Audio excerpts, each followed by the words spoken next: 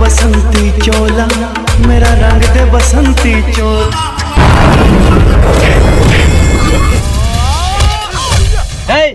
हम बिहारियों गोली के बादशाह हैं, हमें कभी बंदूक मत दिखाना। अगर टिकर दबाओगे तो गोली बाहर आकर बोलेगी पाँव लगी सरो साहब। झंडा ले ली भैया।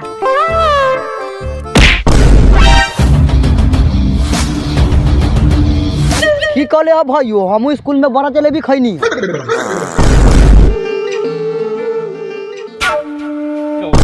होई लाल मोहन सब होई। ई भारतवासियों के लिए आखिरी 26 जनवरी होई।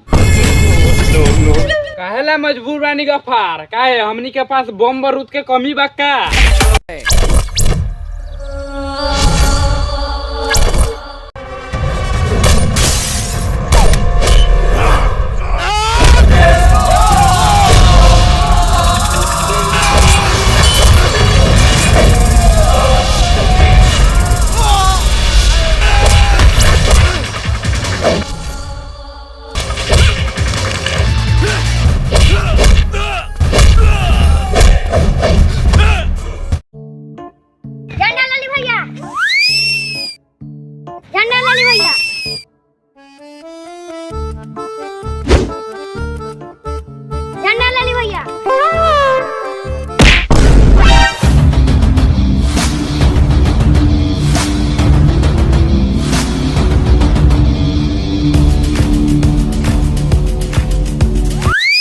बाबू तू झंडा काहे बेचता रहा? हमरा घरे एको गो दाना खाए लागी नहीं के, वही खातिर बेचतानी। अच्छा ई लो पैसा, तू घरे जा।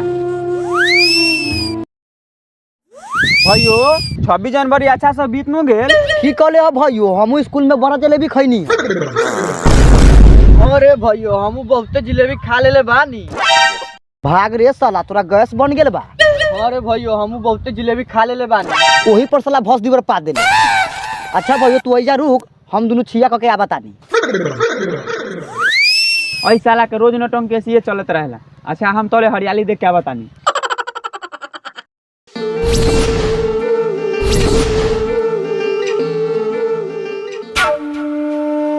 गफ्फार खाली घूमबे करवा कि दुश्मन के नाम निशान मिटी। भोरे से उठ सूत के लौरा लहसुन के तरह घूमले बारा, कुछो तो बार नहीं खेओ। होई लाल मोहन सब होई। ई भारतवासियों के लिए आखिरी 26 जनवरी होई। सरकार चारों कटी फुलौना बिछा देले बा। कहमा बिछा देले बारे रे? सरकार ए भागा सर, यही तो सरवा बम बिछा देले बा।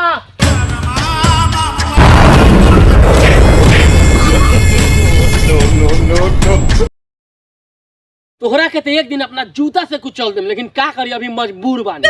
काहेला मजबूर बानी गफ्फार, काहे हमनी के पास बम बारूद के कमी बा का? ना हमनी के समय के इंतजार बा। एक न एक दिन एकरा के अपना जूता के नीचे रखई के बा।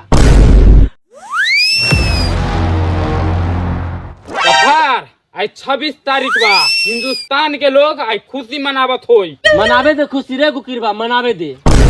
सरदार पूरा बम बारूद के इंतजाम कर देले बानी, खाली राउर इंतजार बा। सबर रख रे छोटकुरबा, सबर रख। गफ्फार कही तो एकरा भी जूता के नीचे मसल दी। बकवास कर एकरा के। मेरा रंग दे बसंती चोला, मेरा रंग दे बसंती चोला, मेरा रंग दे बसंती चोला, मेरा रंग दे बसंती चोला। हो आज रंग दे, हो माए रंग दे, मेरा रंग दे बसंती चोला, मेरा रंग दे बसंती चोला, मेरा रंग दे बसंती चोला।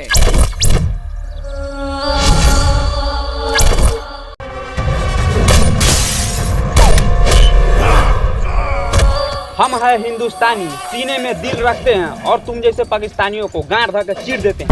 कौन गांड फाड़ता है और कौन गांड फरवाता है ये तो तेरा वक्त बताएगा।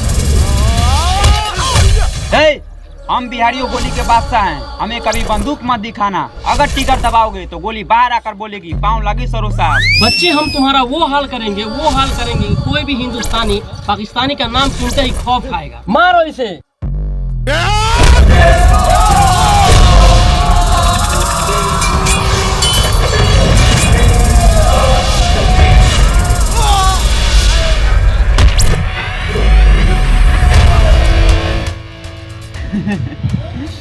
साला तोहनी सबके अकेले दौड़नी है ता गान फाट गई, आ कहीं पूरा हिंदुस्तान दौड़ाई ना तो तोनी सबके गान में गोबर गैस ला के घूमब। ए हिंदुस्तानी, अगर तेरे गार में दम है तो हम तो सामना कर, ना गार फाड़ दिया तो हम सच्चा पाकिस्तानी नहीं।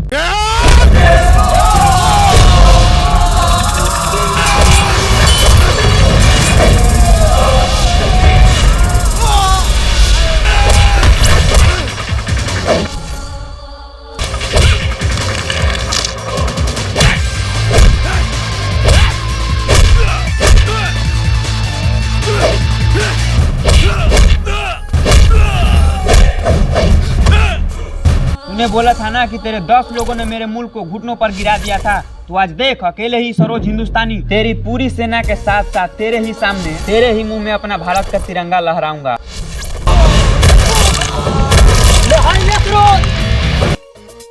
भारत माता की जय।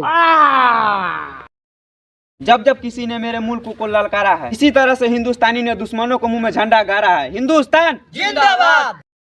हेलो दोस्तों, अभी आपने जो वीडियो देखा, वीडियो कैसा लगा कमेंट में अपना राय दे और दिल से लाइक कीजिएगा। अगर आप सच्चे देशभक्त हैं तो इस तिरंगे के लिए एक बार चैनल को सब्सक्राइब कर लीजिए। जय हिंद। जय हिंद।